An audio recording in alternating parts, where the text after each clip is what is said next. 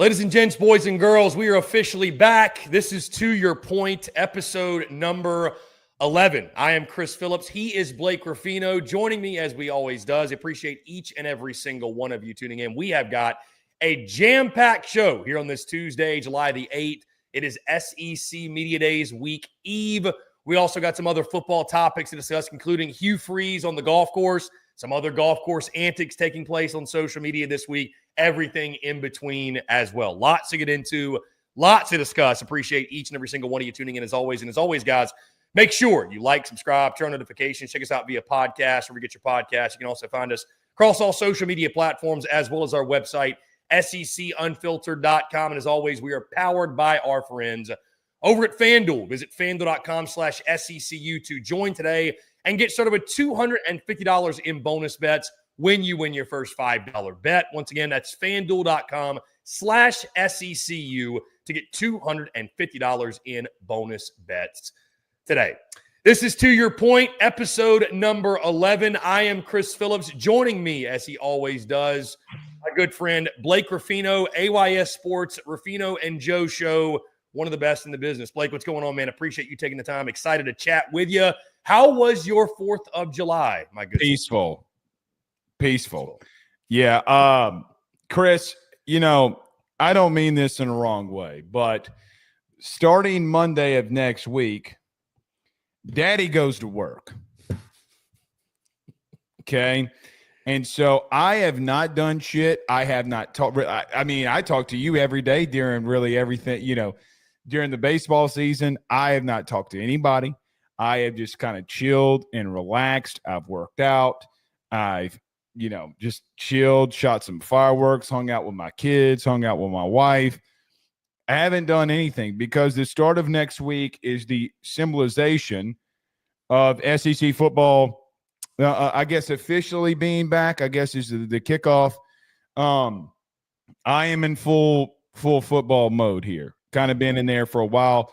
The thing with me, Chris, is I'm having to monitor college baseball still because of the draft and potentially some guys coming back. And something that's interesting, Chris, about college baseball is that some of these SEC teams, we might have a little bit of a power shift when it comes to the House settlement case and the TV revenue money, as Ole Miss leads the pack with the most percentage of TV revenue money at 6.2%, which leads the pack by a large margin. So there's a lot of interesting things still happening with baseball. I have had some very interesting conversations over the last couple of days, but now that the page is kind of turning to football, here we go. And none better than, but I didn't do what Hugh Freeze did. I did not log my a round of golf that I did play this past week, which, by the way, I figured it out, Chris. Now that your boy's a lot trimmer, a lot more healthier now and around the 230 mark, which, by the way, we're in the 230s. Okay. Boy, congrats. Brother, I know one thing about my life. I can drive my ass off. I'm like DeChambeau in this bitch. Okay. However, when after a drive, buddy's cooked. Like, brother, I cannot. I had like 7 putts on the first hole. He's got the touch of a rhinoceros. Oh yes, I mean like a freaking tiger. Touch of a silverback, brother. I literally went full Happy Gilmore on this thing and then just can't putt. I'm assuming you what is it? What do they say? You drive for show, you putt for dough. Yeah. Well, I suck. Chris, I was like in the mid 90s at hole 16. I'm like, F this stuff, and like 35% of it was putts. Okay, if not more than that. But it was fun getting out there. But brother, Hugh Freeze. We got to talk about this. Blake, I strive to play the amount of golf that Hugh Freeze is playing here of late.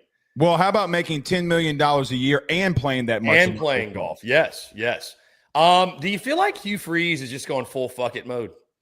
Is he just kind of like whatever? Like I kind of feel like he must be at a point where it's like, hey, they're going to judge me whether we win or lose this season anyways. So why am I going to sweat it right now? I think Hugh Freeze is the most unaware human. Let me say it like this.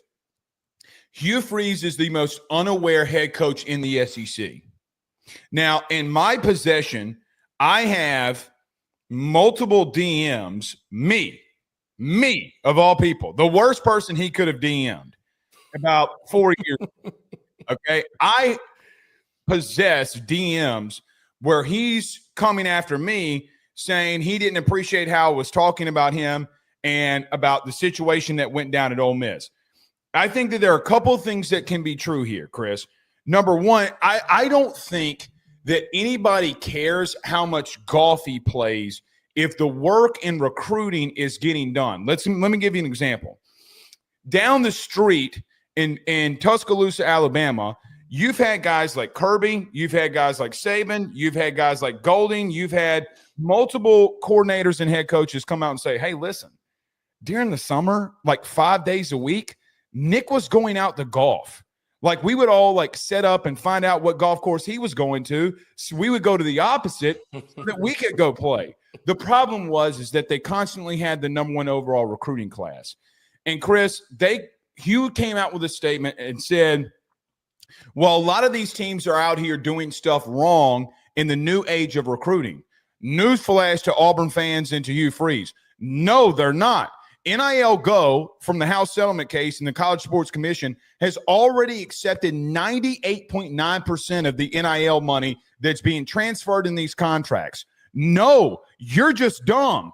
If you think that A&M, if you think that LSU, if you think that Bama, who, by the way, is on an outright heater, is not getting these contracts approved in NIL before they make and sign on the dotted line, you're an idiot. So it's not about him playing golf. It's never been about him playing golf. But I feel like Hugh Freeze is the most unaware human being. Read the room. Chris, you got to read the room. You're one of the last teams in the – Vanderbilt's recruiting better than you. Vandy. So you got to get to a point where it's not about the golf playing. It's about the situation at hand where a lot of people spend a lot of money to help you. And by the way, name a head coach in the SEC who in his contract, per Auburn and per Hugh Freeze, who he has a literal bylaw in his contract that they administer his phone calls. He'd be the only one, I believe. He would be the only one. Maybe Steve Sarkisian, but we don't know about that. But Sark has a level of, well, I mean, Sark's really kicking ass and taking names at the current moment. So you can't really do that. Chris, recruiting is the lifeblood that fuels the dreams of champions. People do not care about you having a top 6 class this season ago, nor should they. Because the bottom line is, if they fail this season and he gets fired, Chris, they have nothing. They have no foundation. And so I know that Hugh says that they're going to make some moves in November and December, and they will make some moves in August. That means you got to flip a lot of people. Are you going to flip kids from Bama? Kalen DeBoer or no Kalen DeBoer? Nick Saban or no Nick Saban? You got to flip them from Bama. So there comes a part where, Chris, if I would have told you a year ago that Kalen DeBoer would dominate Hugh Freeze in the state of Alabama in recruiting, you would call me crazy. Here we sit. Blake, who do you think's the one, if there is one, that asks Hugh Freeze next week at SEC Media Days when he's at the podium about his golf game? I hope it's Brooks Austin. I'd like to be the one personally. I mean, I'm a big golfer myself. Those who don't realize how you're able to track it, I have the app. It keeps record of your handicap. It's the GHIM, which is the Golf Handicap Index Network, I'm pretty sure is the abbreviation. But either way, you go in there and you log your scores in the app, and it tracks your handicap for you because it factors in things, Blake, I don't know if you knew this, like weather and just the overall condition of the golf course. Each course has what's called a slope, which is essentially like a toughness rating of the course. So that's how your because not all handicaps are built equally, or not all rounds of golf are built equally, right? You shoot an 80 one place, it's not the same as an 80 in another place because of difficult. It's like strength of schedule. Imagine handicap is like determining how good a team is based off strength of schedule. That's kind of what it's like a little bit. So it's like a game grader. It's like game graders in football, kind of like basically that. Hugh Freeze is doing the Indiana football schedule of golf courses, is what you're saying. Yeah, pretty much. But that's how you're able to track it, because everybody's handicap is public knowledge. You can literally go look this stuff up. So Why would you do? Why? I just don't think I realized how diehard of a golfer Hugh Freeze is, because you're right. Like, why wouldn't you just cool off on logging the scores? Like, because you don't have to. Here's the thing, Blake. Yeah. I can go into the handicap index thing and log a score from 6 months ago in there. And like, so I won't have my latest up-to-date handicap today, but like, how serious of golf is Hugh playing where he needs his handicap updated to like the very moment, like the last round of golf I played, which was, an hour ago, I got to get that round in. Like, why not just, like you said, there's just no self-awareness from the standpoint of just wait a month. I don't just, wait a couple months. I don't know. It's, Chris, he's played 270 holes of golf in the month of June. That's pretty wild. Okay. Like I said, I strive to play the amount of golf Hugh Freeze play. I love golf. I went to the course on July 4th, went to the range, I should say, and got a bunch of practice in. And like, I'm trying to get as much golf as I can before kickoff. But similar to Hugh Freeze, or maybe unlike Hugh Freeze, we have a job to do. So I can't play golf every single day. I could play every day. Like, I love golf, but I'm not going to. So, but here's the work's not getting done, though. That's a good point. The work's not getting done. Because I got to be honest, Blake. At first, I laughed at this. I laughed at this because I said, "Are we really to the point in the offseason where Auburn fans are freaking out that their head coach is playing some golf?" But when you haven't had a winning season in like 5 years and your recruiting class is trash, I'm not surprised. I'm not surprised at it at all. Well, and then you brought in an offensive-minded head coach who came here and promised to be better offensively. And the two quarterbacks that you've rolled out is Peyton Thorne and Jackson Arnold, who they're bringing to SEC Media Days, which, if we're being honest, is probably the biggest hello to me of all the quarterbacks that is going to SEC Media Days, because they did bring in Daniels from Stanford, right? Like, okay, well, they are running with Jackson Arnold. You can't bring the kid to SEC Media Days in week 1 against Baylor not starting. They can, but they're not going to. That'd be a pretty wild move. It would also be the move that Hugh Freeze would make, because he's unaware of situations. Again, Blake, do you remember the question I asked him last year? I don't. So I asked, and in the immediate, I do think I realized how kind of crazy of an answer it was, but thinking back now, it's even, and you tell me what you think, but essentially last year, and I'll paraphrase a little bit, I just asked him, I said, "Hey, coach, you guys have had a lot of success, and you've had a lot of success as an underdog. Like, for whatever reason, your teams have played really well when you're a big underdog." And I was like, what do you attribute that to? Like, how were you able to get your team up and get them to play their very best, or maybe even play above, where they're at, and, up to the competition? And essentially Hugh's response was, he's like, "Well, whatever I do when we play the underdogs, I probably should do that for every game." I was like, well, yeah, it'd be a pretty good idea, coach. I mean, it was a wild response. You are right, though. He's a very aloof, lack of self-awareness type of human being. I feel like a lot of these coaches are like that at times. Though, well, I wanted to throw that out. A lot of them are. I wanted to throw that out there. All these coaches say, "Oh, man, we work so much." They do in season. There's no doubt about how much they work in season. Chris,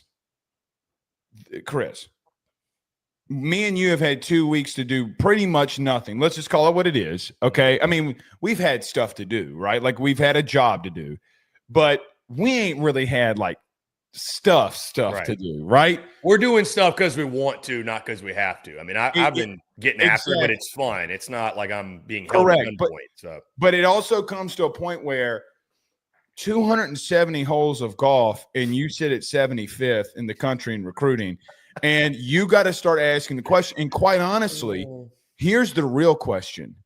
Is Auburn serious about football? Because they can't get out of their own way. I know that there's a lot of massive figures that cover and love the University of Auburn.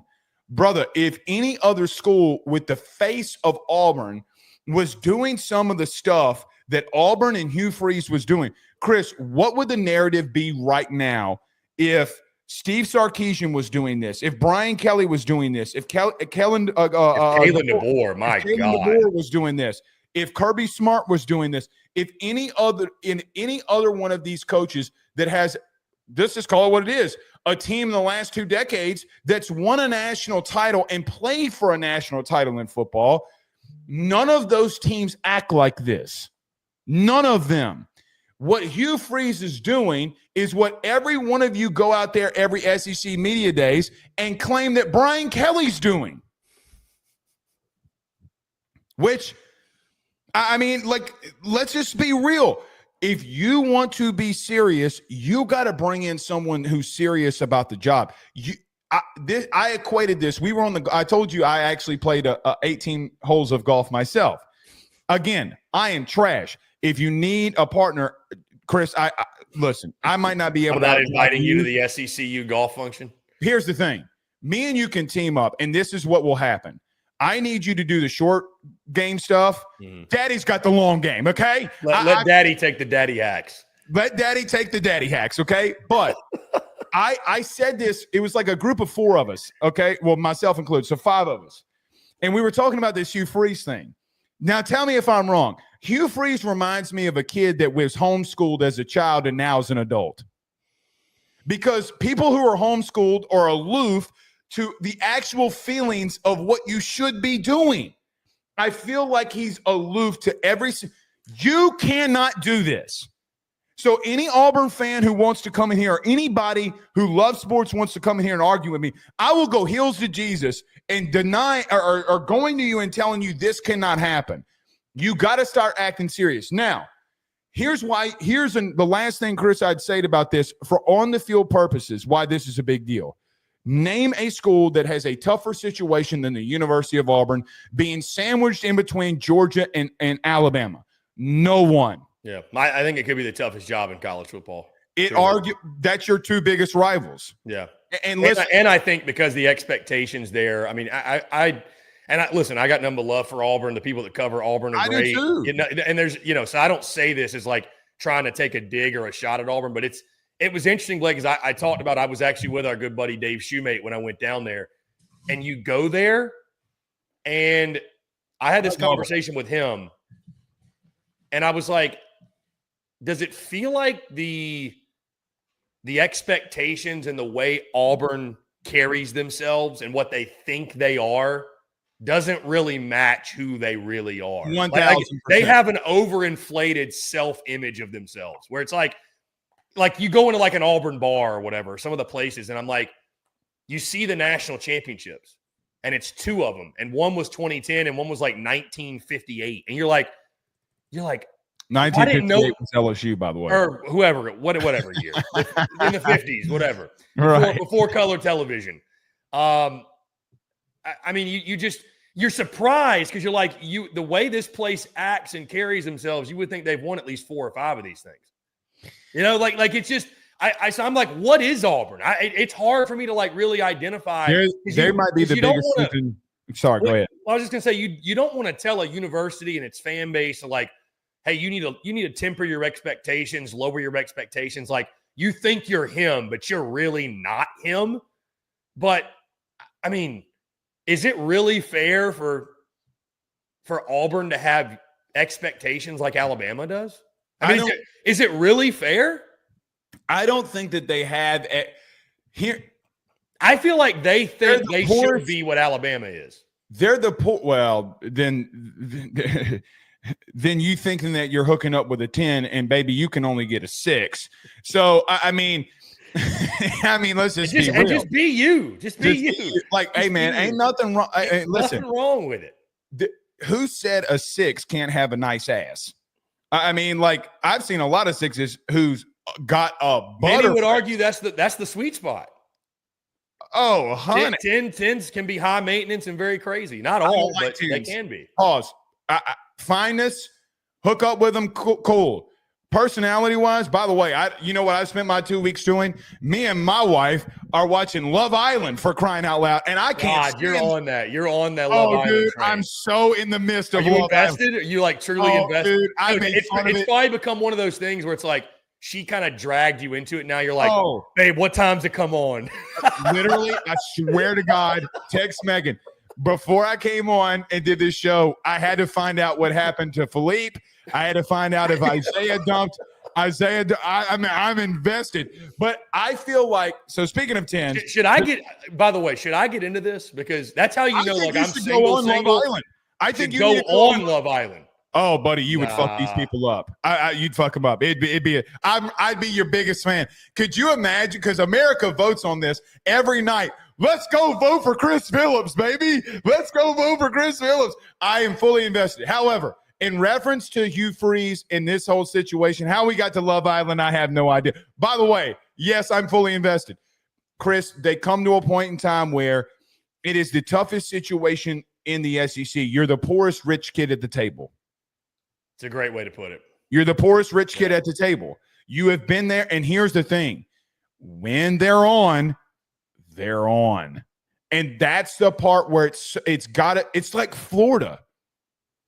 It's just like Florida. How about this? If I would have told you 2 years ago that Billy Napier would have more success after you saw the first year of Billy Napier than Hugh Freeze, what would your statement have been?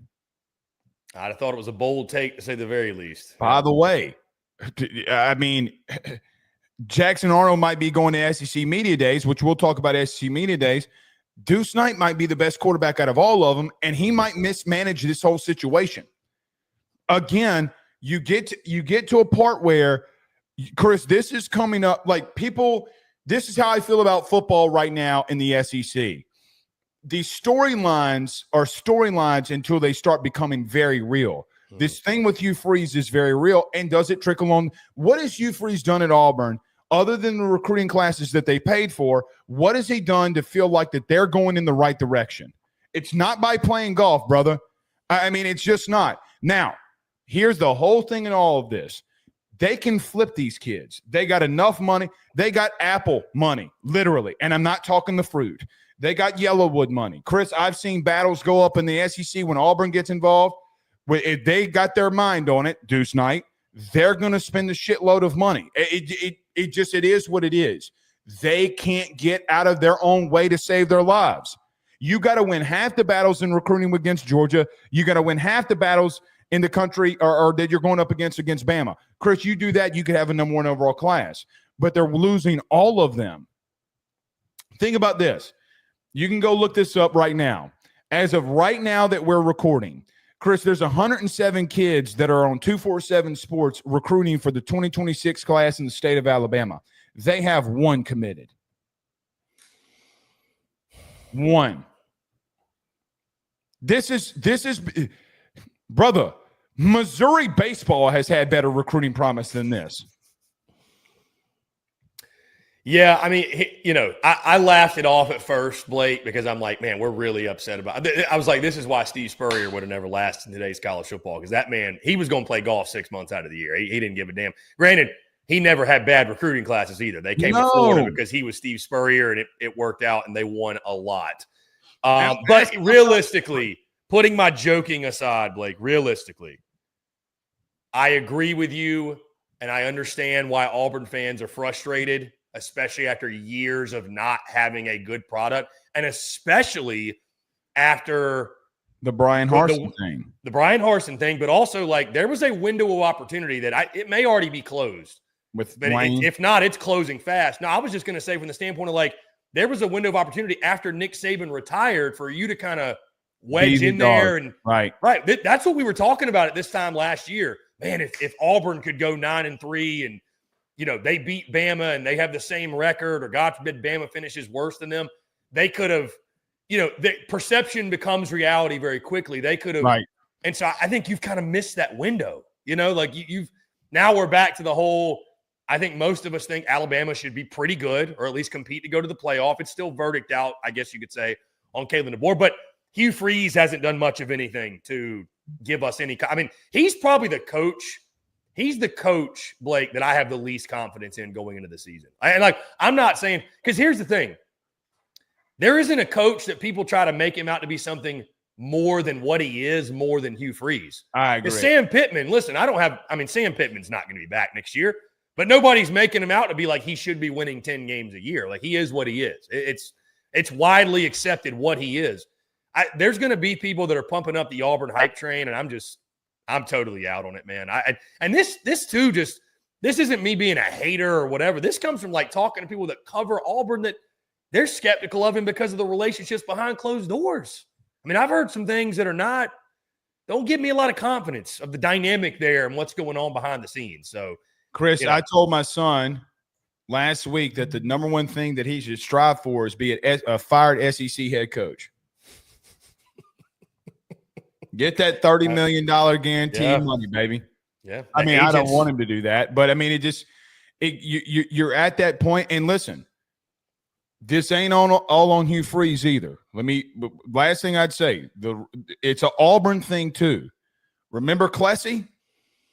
You remember when people started coming out against Brian Harsin saying he was cheating on his wife with his secretary, and y'all fabricated that shit and you did an open investigation and you lied? Yeah, there's a lot of I've been told by buddies that are in the industry, red tape. There's a lot of red tape at Auburn. And Klesi is a bad woman now. Yeah. Got to give Klesi her due. But it just comes to the fact where, brother, you almost ruined that man's life. Yeah. Like, tried to. Because he wasn't winning on the field. Regardless if he's sleeping with you, mean to tell me that, well, I'm not gonna assume that. Listen, you literally did something to the man that could have ruined his life. It's not all. I'm not blaming it all on Hugh Freeze. Maybe the boosters are like, listen, man, we ain't giving you shit until you can go out there and prove that you can win some games. And maybe that's what's happening. And he goes, well, shit, if you're not going to support me, then why the fuck would I recruit for you? Why would I do shit? And it could be a double-edged sword here. And he's the one that's the face of all of that. The truth of it is, to some extent, Auburn's got to get out of their own way and let somebody run this thing, because the Brian Harsin thing. So you hired him. And then remember the media. I don't know if you remember this. This was around SEC media days when Brian Harsin took the job. Remember, he was giving out hats to the media saying, hey, it was a sign of good faith. And he was saying, listen, I'm trying to get involved in this community and we're trying to extend. Brother, they were ripping him alive because he gave the media hats. Mm-hmm.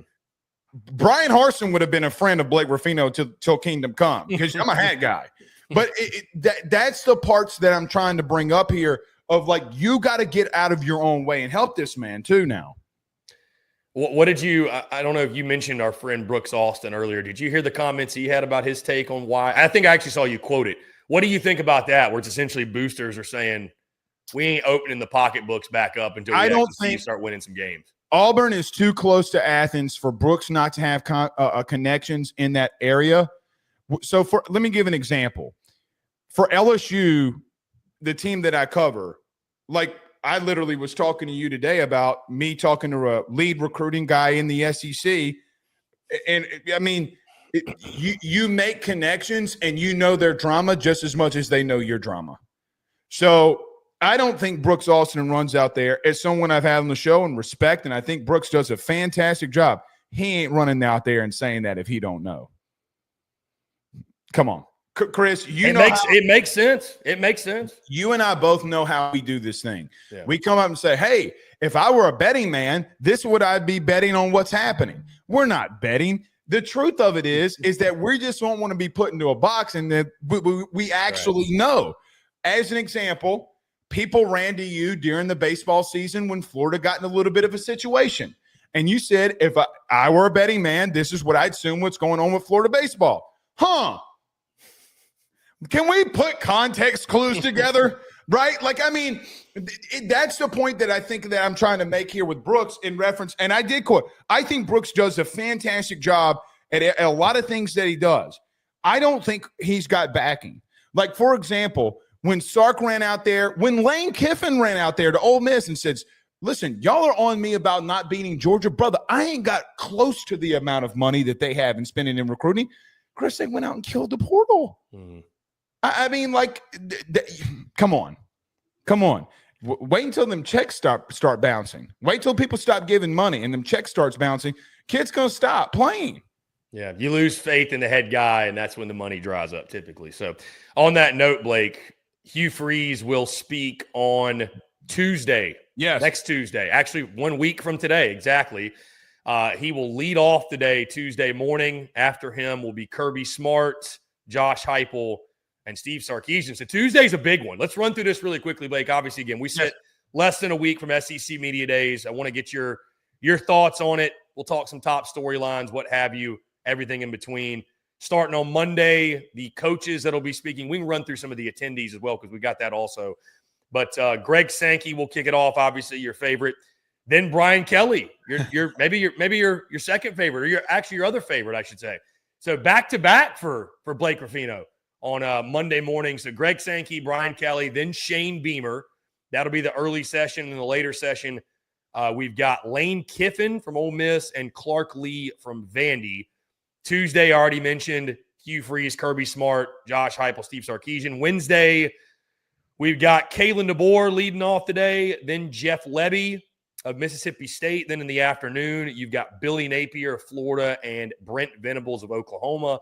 And then the final day on Thursday, you've got Mark Stoops of Kentucky and Eli Drinkwitz of Mizzou in the early period. And then in the afternoon session, you've got Sam Pittman of Arkansas and Mike Elko of Texas A&M as the final coach to speak at the event. Some of the notable attendees, 11 of the 16, Blake, starting quarterbacks, or 11 of 16 teams are bringing a quarterback. If you want to say it's TBD, I think most of these we could probably agree are going to be the starters. Most notably, the schools who are not bringing quarterbacks: Alabama, Kentucky, Mizzou, Tennessee, and Texas A&M. So we're getting the likes of Garrett Nussmeier, Arch Manning, Diego Pavia, Jackson Arnold, like you mentioned, Blake Shapen, et cetera, et cetera, et cetera. Gunnar Stockton from Georgia, which is very interesting. That's a very big one. Let me ask you this, Blake, first. Have you always been, or are you, like growing up, were you an SEC Media Days guy? Like, was it something you looked forward to a lot, or is it more so increased because of what you do for a living? No, I mean, it increased because it's what we do for a living. I could care less. It's also gotten bigger over the last decade. Remember when SEC Network rolled out, it became really big deal. Well, and they kicked it off, right? Like, I mean, and now everybody does what they do. Of course they do. No, I mean, Chris, here's the thing.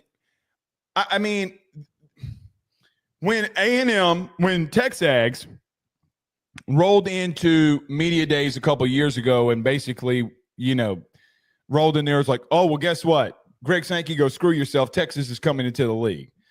I think that was a big deal. That would come out at SEC. That would have come out with or without SEC Media Days. They just chose that date to do it because they knew everybody would be there and they could ask Greg Sankey questions, yada, yada, yada. But I've told you this before. The reason that SEC Media Days for me bugs the shit out of me is because I got to sit there and watch Greg Sankey for an hour and a half talk about shit that he's not doing. Blake, anything you'd like me to ask Greg Sankey when I'm there next week? Listen. Anything that I can ask him that won't get me escorted out of the premises, maybe? Yeah, why are you saying that you are doing all of these things and then standing behind closed doors and not fighting for them? I don't know how you word the question, but you come out in public statements and you say what you say at SEC Media Days. By the way, remember episode 3 when I came out and said at the SEC tournament, he's going to come in here and talk about we need regulations for NIL and the portal? He had a vote on it, and he voted no. So again, you come out here and you say this for an hour and a half, and then you will literally not agree with the Big Ten. You will not agree with the ACC. You will not agree with the Big 12 in reference to what everybody's trying to come through with regulations. Again, I think this is what I ultimately think. I think the SEC is playing both sides of this because Texas, Georgia, LSU, Ole Miss have become more relevant in some regards because of the portal. Paul Skeens does not exist at LSU. Tommy Tanks, etc. Name the guys around the SEC, that Andrew Fisher. These situations don't happen around the SEC without the portal and without NIL. The SEC in baseball, basketball, Florida, Football, it is taken hold. Now, the Big Ten's taken a little hold in football for some certain reasons, but you had a massive shift in head coaches in the SEC. The bottom line is, I think they're talking out of both sides of their mouth, and I got to sit there for an hour, hour and a half saying, whoa, we want regulation. Chris, Ted Cruz is over the regulation committee, and he's at every Texas game. Do you mean to tell me that Steve Sarkisian's not going with and good on Sark because it's benefiting them? He's not going to Ted Cruz and tell Senator Ted Cruz and saying, "Listen now, you better string along this. You better kick this road down." I think that ultimately, if Greg Sankey had the perfect world, yes, he would want regulations. But Chris, he's going to come up there and say how many challenges that the SEC is overcoming. Can you please tell me one thing that the SEC has done to overcome these changes? Name one thing. Please. I'm waiting. Been a lot of talk. It's been talk since 2020 of all these situations. So no, not really. I don't think any coach is going to tell you anything that's worth a damn. Now, there's always some good clips and some fun clips, and it's fun to be around it and have it and content and everything. Like, for example, if you remember 2 years ago, Lane Kiffin was sitting at the podium and a kid asked him, he said, "Hey, coach, a lot of people will say that me and you look a lot alike." And Lane Kiffin said, "What's your mom's name?" That's like, what's your Twitter ad on steroids? On steroids. What's your mom's name? What's your mom's name again? So, I mean, it does bring those level of things. But I like the Lane Kiffin approach. Why are y'all all taking this so seriously? Yeah. I do like some of the questions. This is my favorite part. I don't miss this for anything. And if I do miss it, I go back and watch it. The local media for every team is going to be there. I might miss Vandy in Kentucky. I love listening to what their biggest concerns are. Like for today, tomorrow, myself and Joe DeLeon on our National College Football Show will talk about the Big 12 Media Days. All I've been doing all day is listening to all the local beat ask questions to their head coaches about their teams because they know more about them than I do. Mm-hmm. I love that part of it. It gives the narrative of all the teams. So like tonight for LSU, we run in here, okay, and we're going to give you my biggest strengths and the biggest talking points that's going to be on Monday for LSU. But I love hearing, hey, coach, I heard that Ryan Puglisi is making a massive step forward. What's going on there? Hugh Freeze, as we got done talking about. I love that part. What I don't love is all the fluff, all the bullshit that comes along with it. That's the part that really bothers me. And then, all right, here we go. This is where you're going to push back. Sometimes I think that there's a lot of media fluff about teams, and everybody gets in the same building and they start convincing themselves of something that's just not true, right? Like, as an example, Nico Iamaleava was rated the second best quarterback in the SEC coming out of SEC Media Days a year ago. Ruffino and Joe Show was like, Not by me, by the way. Not by me. What are we doing? What in the Sam hell are we doing? You are right, though, because there are things Vandy got 17 first-place votes last year, by the way. Yeah, I mean, listen, I'm not going to be – because there's a lot of the Big J journos, old school. And listen, if you want to, I don't care what version of media you are. If you want to gripe about that, that's fine. Because like you said, is it really that serious? No. But at the same time, it's kind of like act like you've been there, act like it is serious. Because it's just silly. Like if you're listen, if you really think, if you want to go out there, Blake, and pick Auburn to win the SEC, I have no problem with that. But I need to hear you go on air and give me football reasons as to why. I respect it if you do it. Vandy, same thing. I will respect the hell out of it if you do it. But just to do it and kind of make a mockery of the process sucks. Because then you're sparking these other people, again, these Big J journos, these old school journalists. This is why we, then it becomes an attack on, this is why we shouldn't have people like SEC Unfiltered there, like the podcasters or the new age media, the influencers. It's like, see, now you're making the rest of us fucking look bad. Even though I like to cut up and have fun, but I'm not going to vote for fucking Vandy to win the SEC. And if I do, damn it, do you not think I'm going to put my face and name behind it and put some content behind it? Right. Whoever you are, you're missing a golden opportunity because you're going to go viral. Right. You're going to go viral. And here's the thing. they're the ones that have been doing this for years and voting Vandy #1 before podcasters were a thing. By the way, why are all y'all doing podcasts now? It's a good point. Huh. It's gotten, I mean, I will say this, and idiots. So I'm one that I always did look forward to media days. Admittedly, Blake, it was like the unofficial start of the college football season. I just remember, like, as a kid, or like, being in college, like getting to this point in the year, like I loved spring games. Like I couldn't get enough. Like you just couldn't get enough in the off season. And so, like, I remember when SEC Network first started carrying it. And funny enough, not to get super, super sentimental here, Blake, but it is cool because I remember, I believe 2014. I believe it was, 2014 was the first year they like rolled it out and did the whole SEC Media Days kickoff, right? That was the debut of SEC Network, which is crazy to think that it's only been 10 years the SEC Network's been around. But I remember watching SEC Media Days in 2014, Blake, and just sitting there on my couch and thinking to myself, and obviously at this time, I'm pretty fresh out of college. Like I'm just early 20s, no clue what I want to do in life. Don't know my identity as a person, just trying to figure it all out. I remember sitting there watching it thinking, like, I would kill to be at that event covering that one day. Like that kind of felt like one of my dreams. Like I would love to be there at that event covering it. So you and I have talked about it off air. Like, is it the end all be all? No, but I will never take it for granted because there was a time where a previous version of me would have given anything to be doing what the current version of me is getting to do on a pretty consistent basis, but especially going to an event like Media Days. And now we're at a point too where it's not just me going, myself, Dave Shoemate. I think even our guy Cole Thompson's going to pop his head in. So It is, they approved all of us. It is really, really cool. I'm really excited for that side of it. I might actually get to meet Cole Thompson for the first time ever in person, which is crazy enough. We've been working together for a year and a half, and I mean, he might just be AI. I don't even know if he's a real person at this point. But no, it's again, you're right. It's more of as someone who's been twice, be making my third trip, it's more of a networking event. And I love what you said because you're right, and I learned that as I went.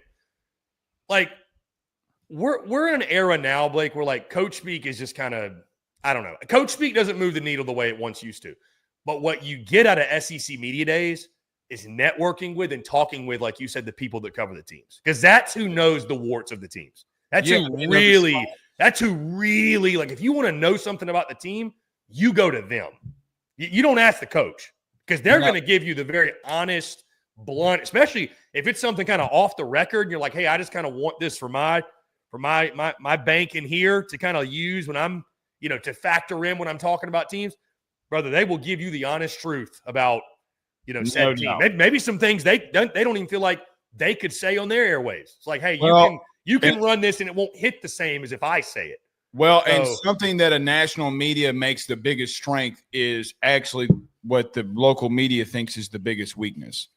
Right? Like they won't run with kind of made up narratives as much. Correct. But because brother, I some of these players, I could tell you you could tell if you cover a specific team and you know this better than most, you could tell somebody's shoe size. Yeah. Like you certainly know the height and the weight, right? I mean, I don't think LSU on their roster right now has a 6'4", 235-pound quarterback. No. I'll have to size up Garrett when I see him next week. Well, he just got measured by the NFL. They do the pre-combine thing. He came in at 6 foot 3-4 inches. He was 207 pounds. So no, he was not 7. Okay, he's not even close. 207 pounds, which is better than last year where he was 193.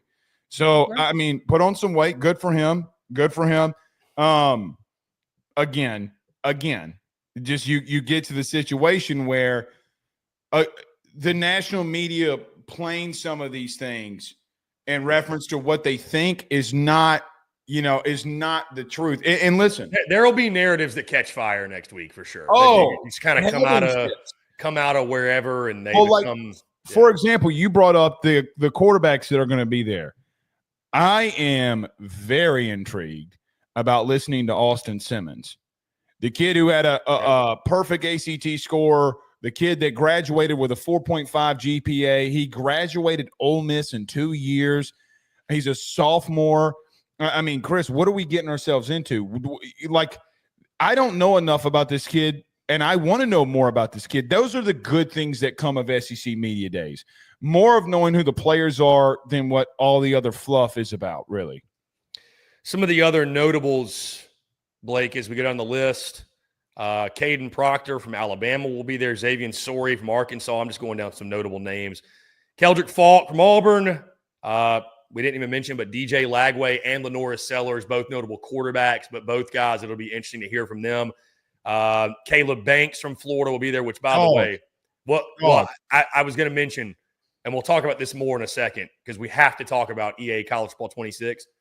Blake, I played with Florida. They're nasty. I try to tell you. They're nasty. I try to tell you. Their front seven is nasty. You were correct. Try to tell you. They got the best, probably, interior defensive lineman in the country, and Caleb Banks. Yeah, they're filthy.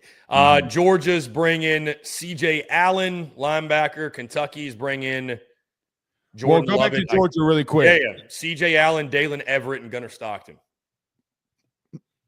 Linebacker, DB, quarterback. I mean, I wonder if Gunnar Stockton, who drives a 1976 Ford pickup truck, F-150, brown in color with a silver lining around it, I wonder if he knew that his coaches were shopping for quarterbacks in the spring. Do you feel like he's kind of a guy who just doesn't care? I mean, I don't know.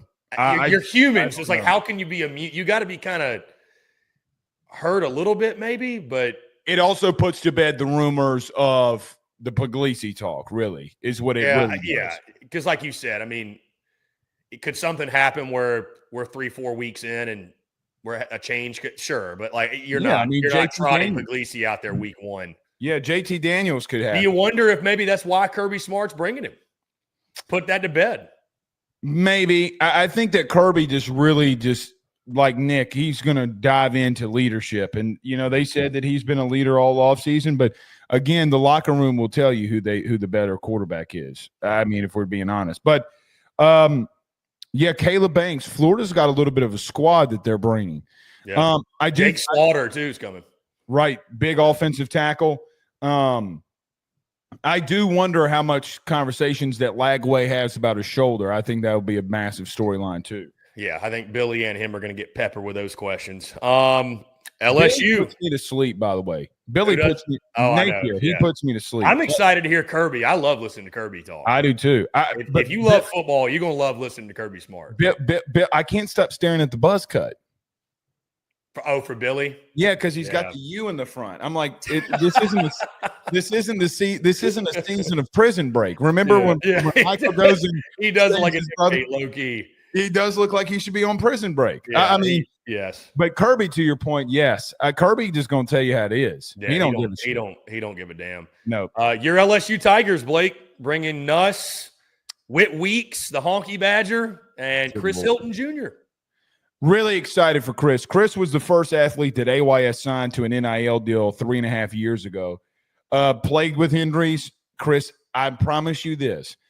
EA Sports came out with their fastest players in the country. Barrion Brown from Kentucky, who went to LSU, was at 98. He's beat all of them.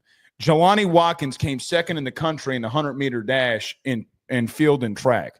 He beat him in a race last week. So LSU does this Freak of the Week. I don't know if you've seen it. I think I've seen that on social media. Yeah, the biggest Freak of the Week. Chris, they clocked him at 24.2 miles an hour. The thing that was interesting about LSU, I'll talk about this a lot tonight. You better pray to God that Garrett hasn't found deep ball accuracy. The one thing that gives me chills about Garrett, brother, he had 2 possession wide receivers, and now dog's got speed. Shit. That Garrett's going to Brett Favre this shit. I hate the comparison. But he gonna throw that thing downfield. Brett Favre. He's gonna throw it downfield, and Chrissy's got speed. Which again, Chris Hilton, I think, is the biggest part in all of this. Listen, this business has given me a lot of what's the word I'm looking for? Advantages. Having a relationship with Chris Hilton has probably been one of the biggest. I'll just tell you this little thing here. I kind of got emotional that they brought him, if I'm being honest. I thought it'd be Whit Weeks, Harold Perkins, and Garrett Nussmeier. The fact that Chris has worked himself out of injury to this, it made me emotional. I mean, because you listen, man, the whole you weren't with me shooting in the gym when this kid was injured. You weren't there when those conversations were happening. This kid's injured, and you're making fun of him, and everybody's like, "Oh, well, Blake, what's happening with Chris Hilton?" Well, nothing. I mean, so I'm very happy for Chris. He's not going to talk a lot. There's nobody in the state of Georgia when he enters on Monday that's faster than him in the state of Georgia. It does not exist. I promise you. Excited to hear from him. Cool opportunity for Chris Hilton. By the way, the boyfriend of Flau'jae Johnson, by the way. Did not so know he's that. LSU's got another power couple. Good Lord, we push out power couples more than anything. I don't know if you saw. By the way, congrats to Garrett Nussmeier getting engaged. Yes. Another power one. I mean, I don't know if you saw Paul Skeens yesterday or 2 days ago when he pitched, by the way. He came off and winked at Livy after his 10th strikeout. I did not see that. Skeens throw fastball hard. Skeens cut grass. We didn't even talk about We didn't even talk about that. Dude, my man's out there cutting grass, man. Oh God. He said, yeah, I might cut grass when I'm dude, when I'm done. He's literally Forrest Gump Bayou edition. He's Blake Bortles, but the best at what he does. They're both kind of the same. Like when Blake Bortles is like, "What's the first thing you do in the morning?" He's like, "Take a piss." That's what I'd expect Skeens to say. I roll over, give Livy kiss. What would you be doing if you weren't playing football? Blake Bortles says, probably working construction somewhere, smoking cigs. I mean, that's Paul Skeens. What do you want to do after you finish playing baseball? Probably just cut grass. Dude, how wild is it, by the way? He was flying jets. Dude, I say that every time. Go to the Joe Rogan clip of this guy in the interview. You know that some of these planes that this dude was flying is faster than the speed or the sound, of sound. Yeah, he's in a location before the sound can get there. He's 6'6", 250. Could you imagine? You know what? The only thing that moves faster than a Paul Skeens fastball is the jet that he flies in. I mean, I don't know if the jet doesn't ask for permission that, do you mind riding me, Pauls? If aliens came down today, the three people that I would want to defend the country would be John Jones, Francis Ngannou, and Paul Skeens. I don't know if a Paul Skeens weekly podcast would be the worst thing ever or the funniest thing ever. If you could get him with a guy with guys, his teammates. Helmers. Yeah, if God, Helmers, what are you doing? What are you doing, Will? Paul go on podcast after baseball. After baseball. That was an electric. By the way, have you seen sidebar? Have you seen Paul Skeens cooking Bayou edition? No. So he needs his own reality TV show. It's him and Will Helmers. And Helmers is because you've been around Helmers in Omaha, and he just eyeball cooks. Right. And Paul's getting very distraught. We don't read directions. You do not read directions. We must read directions. He's very by the book. Yeah, he's in the military. I mean, he's more so there's a right way and a wrong way to do something. There's not a gray area of, I'm just going to feed it out. You could tell he was so stressed out that Helmers wasn't reading the directions. He was stressed out, and he eats the food and he's like, oh, okay, well, this is good. I would imagine Skeens is a guy that he'd be a great teammate, but I bet he'd be hell to work out with. Or he'd be the best thing that could ever happen because you ain't skipping a rep with him. He is not taking a shortcut in any sense of the word. Another sidebar. I know of a staff member that in 2023 was in the bullpen with Skeens before the season. The coach had a recruiting phone call that lasted 15 minutes. And Skeens made him stay an extra 15 minutes to watch more bullpen, saying that he missed reps. I'm not joking. The coach, I think everybody knows who the coach is. He's in the SEC right now, and he didn't have a bad season his damn self. Like, he was on the coaches about missing reps. When you're Paul Skeens, you can do that. No, third sidebar. They were terrified of him. Yeah, you have to like respect it at that point. You're the coach, they I respect it. Yeah, I mean the conversation that Wes and him had that I thought was the funniest when Wes Johnson was like, goes to Jay Johnson and goes, Jay, he might be the best pitcher in America right now. Like, then by the way, in that fall scrimmage, he hits a bomb. Like, he was going to go two ways, Chris. Anyway, all right, back to football. But anyway. We could make this whole show about Skeens, the legend of Skeens. My wife asked me if during baseball I wanted to put the Paul Skeens thing behind me, and I'm like, I'm already a legend on such a dog shit team. Such a dog shit team. By the way, he's 4-7 on the season and 19 starts. He's got 1.94 ERA with 125 strikeouts and 116 innings pitched. No one-year serviced member has 125 strikeouts and that many innings with a lower ERA in the history of Major League Baseball. 4-7 record. 4-7 record in 19 starts. Which is why you could argue pitchers win-loss record is a silly stat. It is kind of a silly stat. You want to know how many runs they lost by in the 7 losses that he has? I'm assuming it's like 1 or 2 per every game. 7. 7 total runs. 7 runs, 7 losses. Oh my gosh. Chris, he went 3 weeks without allowing a run.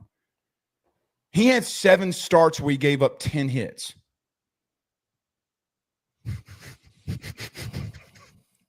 I mean, that's and then he said yesterday, "What's your biggest accomplishment for the season?" He goes, "I'm going to play for America." Dude, you want to see a Paul Skeens pissed off? Put an American flag on his ass and watch what's going to happen. Send him to the Nationals. Yeah, send him to Washington. Captain America by night. Anyway, Blake, the rest of the attendees. You already mentioned Austin Simmons. Excited to hear from you. They're also Caden Lee and TJ Daugherty. Really good players, but Austin linebacker. Simmons, yep. Yeah, Austin Simmons will be fun to hear from. And of course, Lane Kiffin he'll keep the yucks. I guarantee you, Lane Kiffin makes some sort of golf joke. Because he already did that on Twitter. He already did it on Twitter. Yeah, I mean, he 100% is. He's 100% going to be like, yeah, we're doing okay. My golf game's a little rusty. I haven't been out there quite as much as you has, but I guarantee you something of that nature is coming. Here's the thing, though, with him making the joke. Doesn't it cut deeper that they could have had his ass? Yes, it cuts. Yes, very much so. Mm-hmm. Yeah. I think here's a hot take. Speaking of Ole Miss, I think that Austin Simmons is the biggest wild card in the SEC, if not the biggest wild card in the country. Yeah, Austin Simmons is a guy I'm very excited about. Very excited about. The fact that he did not go out and get a starting quarterback tells you everything that they think of that kid.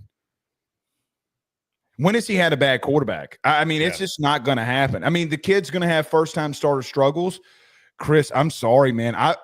Me and Joe went back and watched last week of Austin Simmons in that drive. He had one bad pass that got batted in the air, but in that pass, in the other ones, dude, Kirby's was pissed. I mean, like, golly, he might be the biggest wild card in the country. Him or Marcel Reed, which you said Marcel Reed isn't going with A&M, correct? He is not. So Texas A&M is sending Will Lee III, Armaj Reed Adams, and Torian York. No Marcel Reed. But why? I don't know. Vandy sending Randon Fontenette, Martel Height, and Diego Pavia. I can't wait to hear from Diego Pavia. I cannot wait to hear from – and what's going to be cool is I'll probably be able to get really up close and personal with Pavia because even though he's who he is, there won't be a ton of media. They're like dying to ask him questions, I don't think. I mean – You don't think? I don't know. I mean, I don't know. Want to be the ones to get the sound clip of him saying that they're going to run Tennessee after this year. Because if that's the level of stuff that he does. Dude, I want to ask him. I think if I could ask him one question, I'm probably asking, how excited are you to go into Tuscaloosa and try to make it back-to-back against the Crimson Tide? And I'm just going to let him take it. just let him take it. Like, what you got, Diego? Come on. Because if it's not right now, the week of that game, he's going to say something outrageous. I'm already know it's coming. It's coming. And listen, God bless. Brother, they weren't good. Like, yeah, they weren't a good football team. Like, they were good for Vandy. And there's a big difference in being good. And then Chris, they lost to Georgia Southern. Georgia State. But yes, or Georgia State, excuse me. No, you were correct, though. Georgia State. I mean, like. Hey, listen, you don't just walk into the old Turner Field and get a win. No. I mean, come on, man. Listen, I think Pavia, for what it's worth, I think he's great for college football. And Chris, I'm glad he got granted another year. I do think some of these kids get screwed. Like, I think of Jack Pyburn as an example. Like, sometimes injuries happen and guys are getting redshirted and their red shirts got to get pulled because they don't have bodies to play football. I do think Pavia falls in that direction to some extent. But there also comes a part where, Chris, he shouldn't be here in some regards either. No Eli Stowers for Vandy either. Kind of interesting. Yeah, maybe the best tight end in the country. One of them. Very, very well could be. Yeah, very, very well could be. I mean, look, I saw your thing today where you said best case scenario was what, 7-5, you said? Yeah. I do agree with you. But, I mean, that schedule is brutal. They got Bama. They got Texas. I mean, I put their worst case 4-8. So, and these aren't I'll be dropping those for every team. So, it's not my predictions. I just like to start there and then kind of narrow it in from there on the picks. A realistic best case, worst case. So, listen, Vandy very well could get smacked. Very well could get smacked. Yeah. I mean, it's the path for winning for them is so much narrower than so many others because they don't have the talent of virtually everybody they're going to play. Well, and that's what happened to them at the end of the season when fundamentally they couldn't perform at the way that they beat teams because fundamentally they did everything right. They beat Bama because they did everything fundamentally right. They lost to Texas by 3 and we're in that game because they did everything fundamentally right. Pavia still fumbled the ball there twice at the end, which could have won him the game. He still had turnovers. And, Chris, they almost went winless in November. Like, I mean, they were not they're good for Vandy. Right, and it just goes to that part. And listen, did you see that he was like the number 3 player played with on EA Sports, by the way? It's funny, too. I haven't played with Vandy yet. I'm going to have to do that because I've been getting after it on EA. But, Ben Ruffino just took the starting job over at LSU, by the way, if anyone's wondering, in Road to Glory. I got to throw this out there. Ben Ruffino scored 10 touchdowns. I took out a lot of aggression.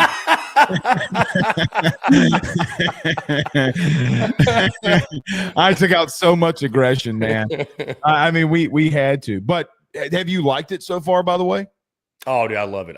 Really quickly, I'm going to finish these, then we'll get into the game. Texas is bringing Arch Manning. That's the big one. Michael Taft and Ant Hill Jr. So 3 studs. And I know Arch will be interesting. I think we're going to leave talking about how well Arch handles the media. He's ready. Yeah, everybody will be flocking around him. And listen, he's not the best player right now that they're bringing. Anthony Hill is. No, I know. Ant Hill is. Yeah. Yeah. And Taft really stepped up for them in that playoff run. Again, I can't emphasize this enough. They could have brought their entire front 7 as good as they're going to be. Yeah. So, Arch Manning, though, man, look, it's going to be interesting to see how he deals with the pressure next week. Yeah. Excited to be in the room with Arch. That'll be fun. That'll be cool. Mm-hmm. Tennessee bringing Miles Kitzelman, Bryson Eason, and Arian Carter. I was mad they didn't bring Joey Aguilar. They had the chance to be very petty, and they didn't take it. That's a good point. Yeah. No Aguilar for the Vols. South Carolina bringing Lenora Sellers, DQ Smith, and Nick Barrett. Over under that Lenora Sellers wears the glasses. I don't think he'll wear them. Okay. I don't think he wears the specs. He might be the most dangerous human being that will come through them doors. Hold on, pause. He is the most dangerous human being that will walk through them doors. His team might not be around him. Chris, he broke 27 tackles versus A&M. All right. He might not have a pot to piss in reference to teammates around him. That's a bad son of a bitch. You hear me? He's a bad Mother Hubbard. All right, y'all go ahead and play with – a lot of people down on them, and I get the South Carolina thing. I understand it. They're losing a lot of shit. Ain't shit you can do when he's going down here and busting your ass wide open. No pause and no lube. That dude down the stretch, Chris, fucked dudes up. No pause, okay? Like, legitimately. All right, y'all going to go ahead and play around with Lenore Sellers. You're going to fuck y'all up. Chris, all right now, okay. Just get ready for social media to react accordingly when I say they're the most overrated team in the SEC entering the season next week. They very well may. Hold on. If you have Blake, if you have South Carolina anywhere near the top 10 going into the season, they are so vastly overrated. Hold on. I agree with you. It's like we were just talking about. Listen, I cover the entire SEC now, but I've seen the program for a long time. So it's like you were saying, the people closest to it or who were at one point closest to it, they know all the warts of the program. I've seen this program before. They've never sustained any kind of success outside of Steve Spurrier. So it's like, if they're going to go back-to-back 9-win seasons, they very well might, but they'll have to prove it to me. That's fair. There's just no way. I don't see it. And listen. But Sellers is a freak. He's a freak now. That would be the only reason why I hope. Well, hold on. He's the only reason that you should have pause in the statement because of how freakishly gifted he is. It's the only reason why I do it. I mean, look, man, Nick Harbor is not a polished wide receiver. He is a freak of an athlete. He's not polished. But brother, I mean, Chris, he tied. What was it? He tied or broke Cam Newton's record for most broken tackles in a game and in most broken tackles in a month. Like, there's nothing you can do about that. Now, we'll see, man, but golly, there's nothing. There's A&M did nothing other than missed tackle after missed tackle. I don't think that they can get to 9 wins. I'm with you there. They can get to 8 wins because of his ass, though. Yeah. I mean, even when I drop my best case, worst case, Blake, it's 8-4 best case. Social media is going to react how you probably think it's going to. Yeah, I mean, it just is. So my best case, I actually gave best case 9-3. Best case 9-3, worst case 6-6. I don't think you're off. I'd be shocked. I think Lenore Sellers at minimum is getting you to a bowl game. I do. I do. The one I'll drop later today, though, Texas A&M. Worst case 7-5, best case 10-2, and I don't think they're going 10-2. I'm just going to put that out there, but you never know. Can they win a game in the month of November? I mean, listen, predicting Texas A&M to go 8-4, Blake's about the safest bet you can make. I mean, it's who they are as a program until we see otherwise. I will not. We're going into media days next week. Thursday, we're actually on the overtime drive. Myself, Cole, and Dave, we're dropping our predicted order of finish going into SEC media days because, the media will vote on that. We'll put ours out there. So, hey, there will be a face and a name to the picks if anybody thinks Vandy's going to win it. But I'm just going to tell you right now, Blake, I'm not one of these people that's going to be – I did it once. I jumped on the A&M bandwagon, said they were going to win 10 games like 2 years ago. I just refuse to get burnt by A&M until – that's just not who they are. It's kind of like the South Carolina thing. It's like it's just not who you are. Till proven otherwise. It's just not who you are. You're not that guy. You're not that guy, pal. You're not that guy. Trust me, you're not. We have to retract the statement that we made earlier. We said that Auburn was the team and program that acts like something that they're not. I actually like them a lot. I think their running back duo, when healthy, could be the best in the SEC. I really like Marcel Reed. Down the stretch, Mike Elko got obliterated from an X's and O's standpoint. So we'll see. You got a lot on your defensive line you got to replace. So, look, again, we'll see. They're going to be tough, hard-nosed. There's a reason they're called Texas 8-4. Exactly. Blake, Oklahoma's bringing John Mateer, Robert Spears Jennings, and R. Mason Thomas. The best pass rusher in the country is in Oklahoma. R. Mason Thomas. I'm excited to hear from R. Mason Thomas as well as Mateer. Yeah, John Mateer might be the other biggest wild card. By the way, Castiglione going – I know we're kind of talking about this, but Oklahoma, Castiglione going and retiring. I didn't get to catch your thoughts on this. I know y'all talked about it last night. Man, what do you think about this with Venables, though? I mean, this kind of feels like – because here's where I am, just very quickly. He says he's not retiring until the end of the year. So unless they appoint a successor, which they could very well end of this calendar year. End of this calendar year, yes. Then let's just say that you don't appoint a successor, and then he retires, and then you have an AD search.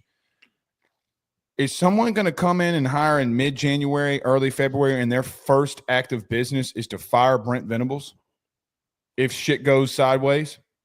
Yeah, that's why I was curious, like what the timing's, like you were saying, going to be with Castiglione, because, I mean, a new head coach is going to want to know what AD they're working for. They want to know who their boss is. And a new AD is going to need time to assess the situation and, do firing and hiring and what if they don't go 6-6? What if they go 9-3? I mean, maybe they don't. I think that's what they're obviously hoping. It kind of reminds me of the way we were talking about Billy Napier last year, to be honest with you. Boy, that's a hell of a call there at the end by Scott Strickland. I mean, that team bought in. Yeah. They bought into him. Wasn't it after the Texas game? Oh, that's right. It was the week of the cocktail party, right? Yeah, it was the week of the cocktail party. No. Or was it the week after the cocktail party? After, he says. Because I went to the cocktail party. Yeah. Lagway was down with an injury. Remember, they go into Texas. They had a walk-on quarterback. They got obliterated. But then that's when they turned. They beat LSU at home. They beat Ole Miss at home. They beat Florida State, and they win a bowl game. Chris, again, if I would have told you last year that they would have won 8 games in their schedule last year, or they would have had an 8-win team under Billy Napier, you would have said he was coach of the year. You would have said he was coach of the year, yeah. Yeah. Crazy how it can turn. Blake, Mizzou bringing Dalen Carnell, Connor Tollison, and Zion Young. Any of those do anything for you? Zion Young is a really good player. Here's what I'd say about Missouri. I don't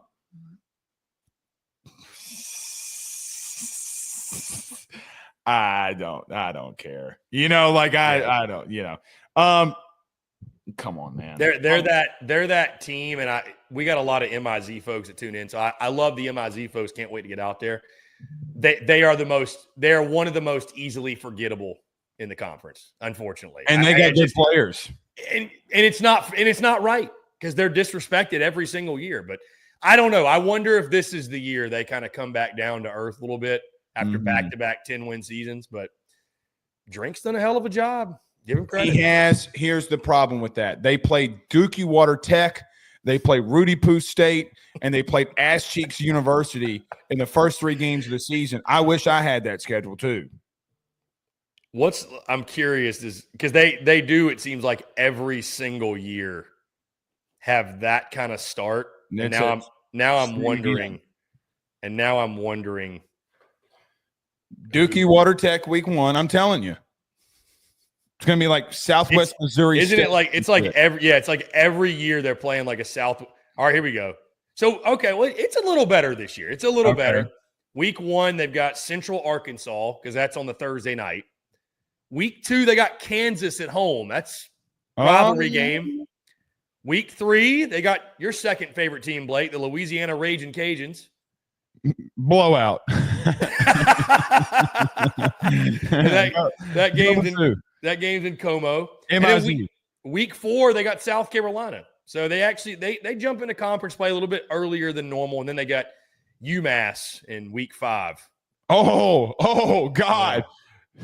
So, by the way, what dumbass at UMass scheduled Georgia, Mizzou, and all these other teams in the SEC? And they had Mizzou at home last year. if you recall that. Yeah, they did. And they had Georgia at home. Did they not? No, I don't think they get the dogs at home. No, I don't think so. They played another big, massive opponent at home. I forget who it was. It wasn't Georgia though. I don't think so. Final one, Blake. Speaking of forgettable, I'm just kidding. Mississippi State. I'm sorry, y'all. Their quarterback Blake Shapen will be there. Isaac Smith and Brennan Thompson, along with Jeff Levy. Look, man, I feel bad for Jeff Levy. I think that they got to give him 3, 4, 5 years. I don't think this season's going to go well. Similar to last year? Maybe. I do think that if you talk to guys like Dave Shootmate as an example, there are a lot of people in the scouting world and in the recruiting world that think that they hit on some diamonds in the rough in recruiting. But Chris, when that happens, that either you're justifying you just getting your ass whipped in recruiting, or you're going to be in a bad light. Blake Shapen, for what it's worth, you brought this up on your show last week, if I'm not mistaken, that Shapen was a 2-time Big 12 quarterback. He comes to the SEC, he gets hurt. But Chris, here's the problem: they lost to some like Toledo last year. It's a lot. It's going to be a lot for them, and their schedule is absolutely brutal. They got Texas, they got Georgia, they got Ole Miss. So, hey, think about you talk about Toledo, and that was my – I picked that week of that game. I picked Toledo. That was probably like my best pick from the standpoint of picking an upset. And I picked – and Toledo, like you said, Toledo waxed them. They didn't just beat them. Yeah, they waxed them. But Mississippi State, for those who did not know, Blake, Mississippi State opens at Southern Miss. I mean, Southern Miss is horrible. They opened with Southern Miss on the road. Arizona State comes to Starkville the following week. Sam Levitt and the boys are coming to Starkville. It could basically the Big 12 champion. Yeah. Which by the way, here, can I throw this out at you? Remember in playoff time when we talk about strength of schedule, and Arizona State had all that they could handle with Mississippi State a year ago, and that was the worst team in the SEC. Yeah. I mean, Alcorn State the following week, dub. And then NIU to close out non-conference. NIU is an interesting program. Yeah, they beat Notre Dame last year. Yeah, so that's not a given. And then you go Tennessee, at A&M, at Florida, Texas, at Arkansas, Georgia, at Mizzou, Ole Miss. Chris, you see, I barely see 3 wins there. Yeah. Yeah, like Alcorn State's the only one that I would put in heavy black ink, like a check mark next to. Maybe all the other ones. Maybe Southern Miss, because Eric Huff is just getting there, and Southern Miss is a very bad football program. Maybe that one. But good Lord, dude. Like, what SEC game are they winning? That's the question. Could they beat Tennessee? No. Could they win at Arkansas? No. At Mizzou? No. I'm not even going to ask about Texas and Georgia. Ole Miss at home? Yes. Just because the rivalry's that crazy. Yes, because it's toxic. Remember their home schedule's wild, dude. Their home schedule: Arizona State, Texas, Tennessee, Georgia, and Ole Miss. That's a hell of a home slate. Yeah, it is. And listen, basically what you're saying to me, or what you just confirmed to me, is that they have 4 playoff teams on their schedule. Potentially. Biggest thing for Jeff Levy, I think, is we're going to be saying the same thing that I remember Dave Shoemate and I vividly talking about this almost every time we previewed Mississippi State.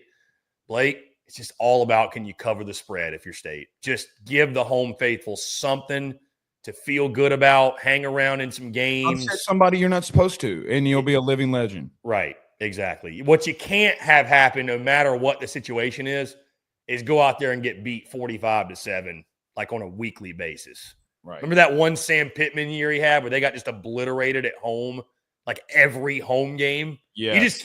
When you start getting your brains beaten at home like that, it's pretty tough. That's pretty tough to overcome. It is very brutal. Yeah, Very it's a tough situation for Levy. Yeah, I mean, look, I do wish Jeff. I do wish Jeff a lot of success. I like him, Chris. Actually, ironically, I've been in circles with Jeff a lot because a lot of the guys that he hired, were at Southeastern with me. Like I know a lot of his staff members. I love Jeff to death. Really, I do. I have two former teammates that's on his staff, and I want to root for them. Brandon Walker included, I want to root for them. But again, if we're just calling facts, God, Lord, Chris, this could be brutal. This could be very, very, very brutal. Yeah. They did get an influx of NIL. They have done some good things. What was it, the $8 million donation? $8 million donation. But Chris, I got to be honest with you. You go look at the TV revenue with this house case stuff and stuff that's being reported. They're the lowest when it comes to TV revenue in football, the lowest. And you get to a place where now that's because of Brian O'Connor, right? They're getting, but again, you're not even trying sometimes. Dan Mullen did the best thing. One year you have 8 wins, the next year you have 6. The next year you have 8, the next year you have 6. The next one we won 9 games. Next one you win 6. That's the sustainability at Mississippi State, brother. And until they want to put it to where they want to put it. Blake Shapen does not scare anybody in the country. He doesn't. I'm sorry, he doesn't. So he's defensively too. Can they stop a fucking nosebleed this year? No, they can't. Chris, Georgia and Texas were in the same running play like 19 times. Was it Texas ran the same running play 19 times in a row? Yeah, that was the Arch Manning game. The Arch Manning game. 19. They ran counter 19 straight times. That is the most humiliating shit ever. Mario Craver's not there. He was the Michael Van Buren's not there. I thought Van Buren played better. Mm-hmm. They went with Shapen. I think that they really thought that they were getting Jackson Arnold, and then everything changed, and then they lost Michael Van Buren, and then now they're just left with Blake Shapen. So sometimes, but just because you're getting offered a head coaching job doesn't mean that you should always take it. It's the whole Venables effect, right?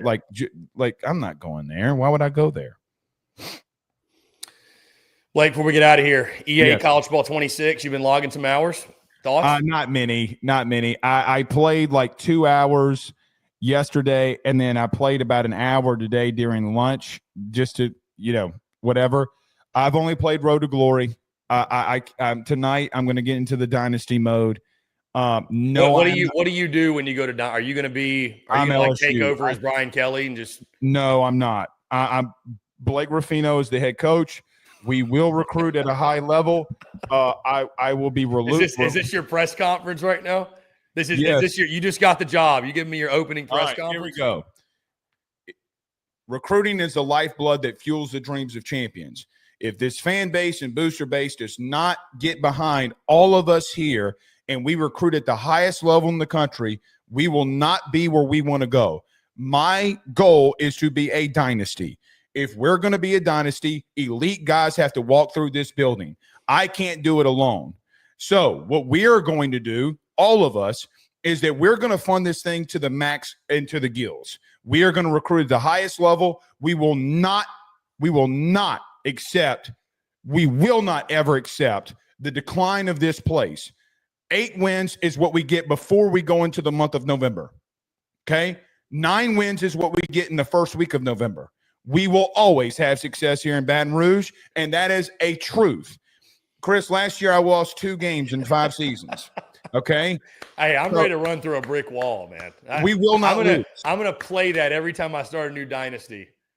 Oh, or every time I'm playing online, I'm going to play that audio. Like, this is who you're fucking with. This is the mentality right here. I will run through a brick. Chris, I started a business to talk about one team. I will run through a brick wall. Brian Kelly's not getting my start or my coins that I paid $100 for. Blake Ruffino's getting the coins. But never. By the way, I know you've gone through how'd you feel like they did at getting Brian Kelly's face scan. Oh God, it was so awful. That man. There's a lot of that. More. Did you see the Gundy one with his big hair or whatever?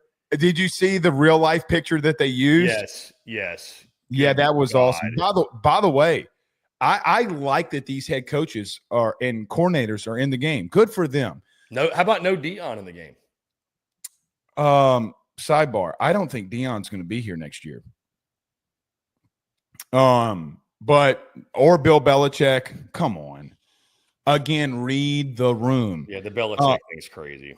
Yeah, I mean, you would rather go on 60 Minutes with a cut-up shirt and a hot girl that some believe had a really interesting past life.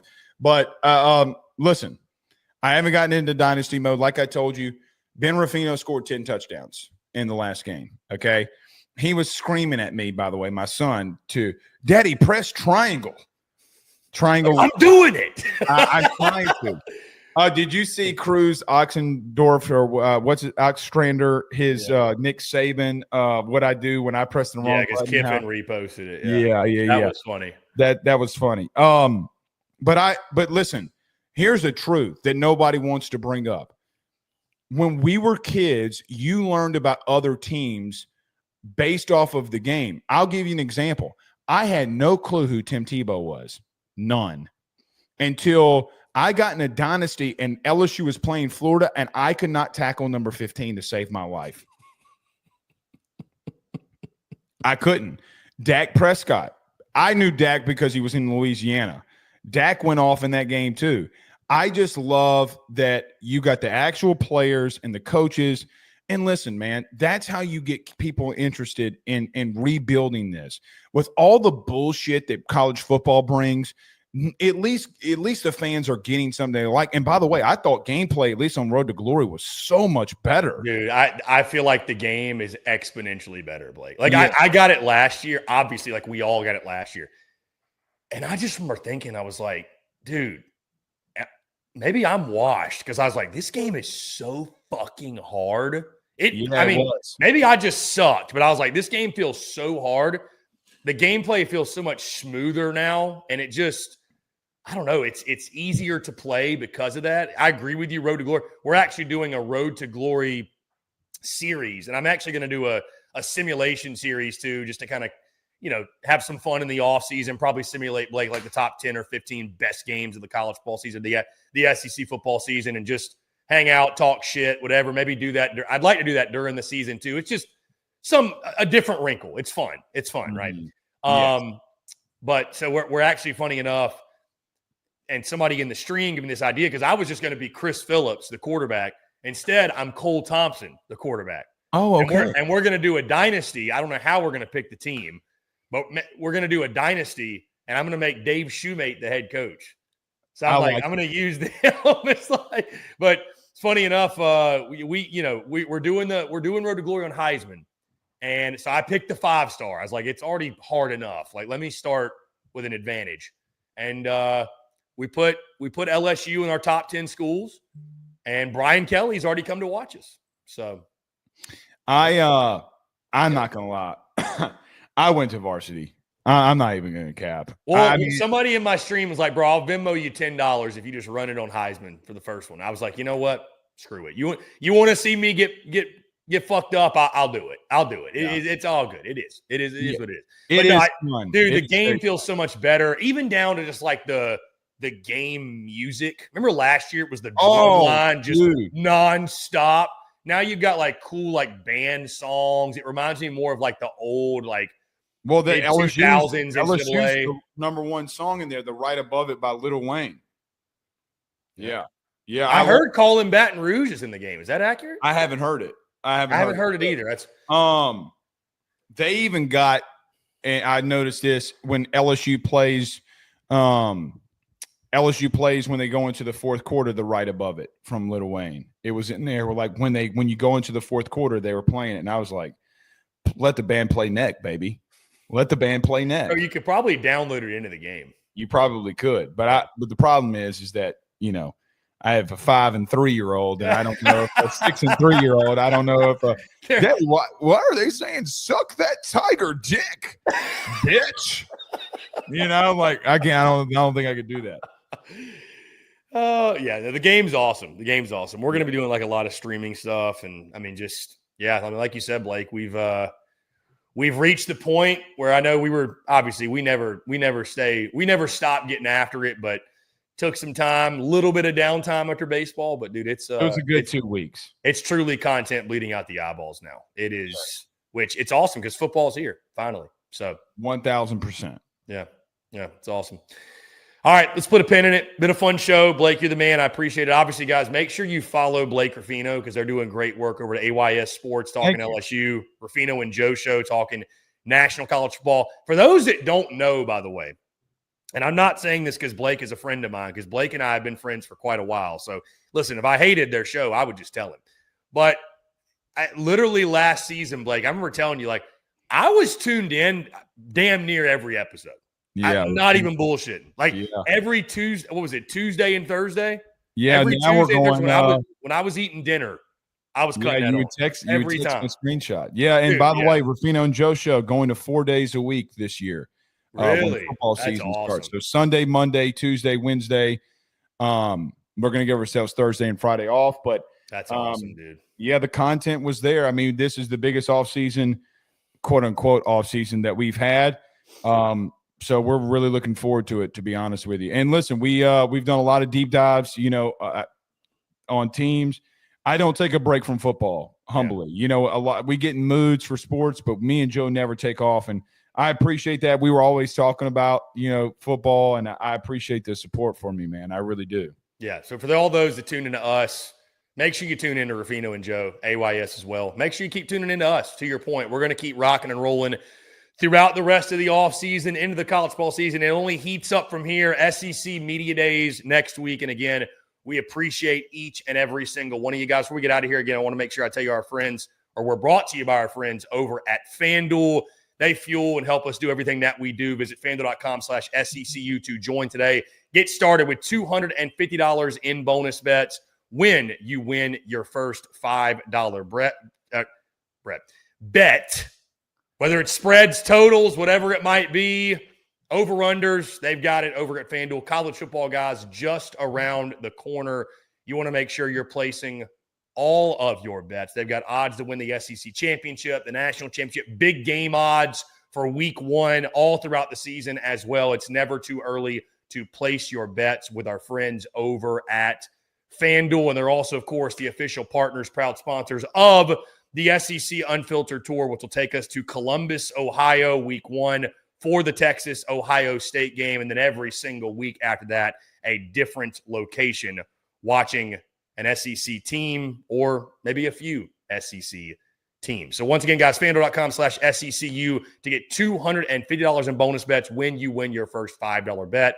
FanDuel.com/SECU to get your $250 in bonus bets today.